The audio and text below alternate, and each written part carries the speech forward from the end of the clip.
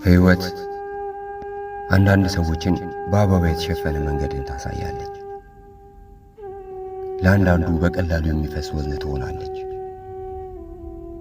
ለእኔ ግን ከመጀመሪያዋ ጀምሮ በሺው የተሞላ መንገድን አስጓዘች። ታትሬ ሰርቼ በቂ ሀብት ባከማችም ከዕድሜ መግፋት ጋር ተያይዞ የሴትነት ጥያቄ፣ የልጅ መውለድ ፍላጎቴ በልቤ ላይ እየተመላለሰ የሚማታ ጩኸት ሆኖ ኖረ። ከአንድም 4 ጊዜ ተስፋን እንደ ልብስ ለብሼ ወደ ጋብቻ ገባሁ።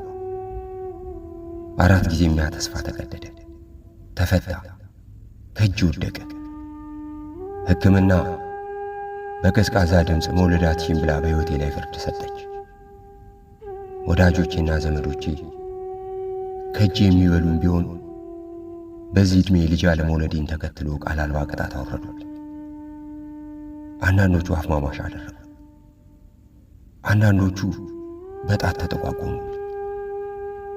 በዚህ ሁሉ ውስጥ ጽናትና ተስፋዬን አይታ በዝምታ ያዘነችልኝ በ10 ዓመት የሚበልጣት ግን ደግሞ የምትታዘዘኝ ሁሉ ነገሬን የምትረዳ የ3 ልጆች እናት የሆነችው ጓደኛዬ ሂሩቴ ነች። እኔ ግን በቃ እንዲሁ በመካከላቸው እንደ ጥላ ብቻዬን እኖር ነበር። አንድ ዕለት እንቅልፍ አልወስድ ብሎኝ እየተንቆራጠጥኩ ሳለ ከሌሊቱ 7 ሰዓት አካባቢ ይሆናል። ስልኬ ጠራ። ደነገጥኩ።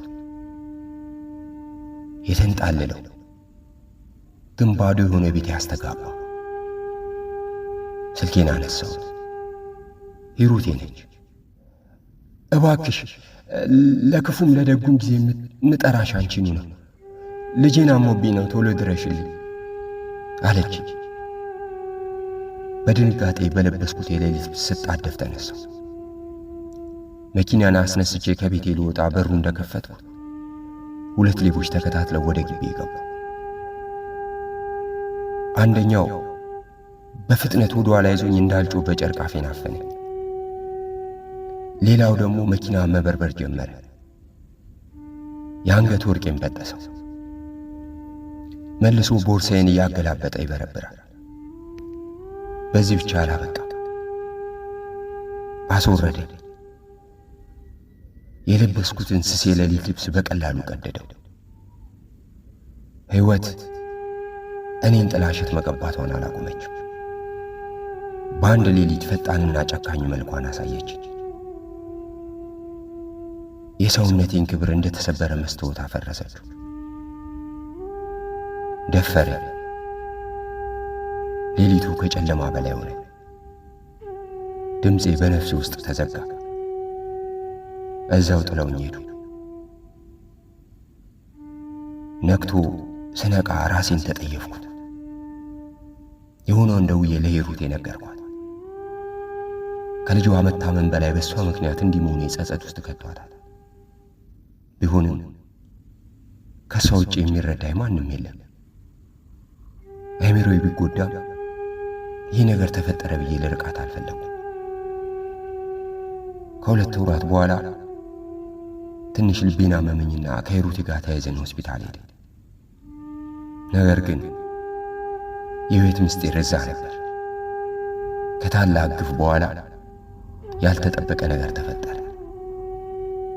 መውለድ እንደማልችል በተነገረኝ ሰውነት እርግዝና ተፈጠረ። ያውም መንታ። ያ ዜና ልቤን አንድ ጊዜ አነቃ፣ አንድ ጊዜ ደግሞ አሳመመው።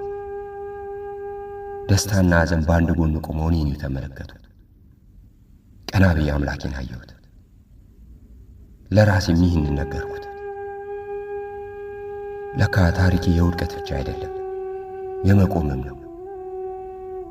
የተሰበረ ሴት ብቻ አይደለም፣ ከተሰበረ ነገር ውስጥ ሕይወትን ያወጣሽ ነኝ። ሕይወት በጭካኔ ብትመታኝ በዝምታ አልጠፋሁ። ቆሜ ተመለስኩ። ከጨለማ ውስጥ ብርሃን ወለድኩ። ያ ብርሃን የትዕግሥቴ ምስክር ሆነ። ዘወር ብዬ ሳይ የሂሩቴን ባንደ ጎርፍ ይወርዳል። በደስታ ተቃቅፈን ተላቀሰ። ለካ አምላክ ሽልማት ልዩ ነው።